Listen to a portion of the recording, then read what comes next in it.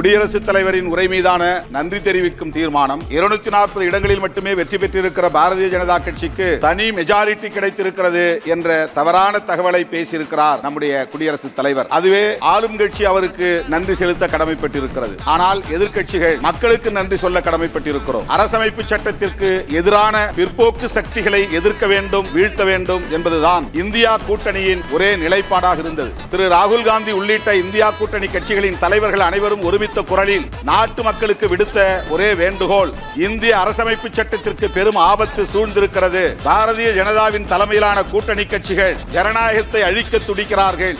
நீங்கள் எங்களை ஆட்சி அமர்த்த வேண்டும் என்பதை விட இந்த அரசமைப்பு சட்டத்தை பாதுகாக்க முன்வாருங்கள் என்றுதான் வேண்டுகோள் விடுத்தோம்.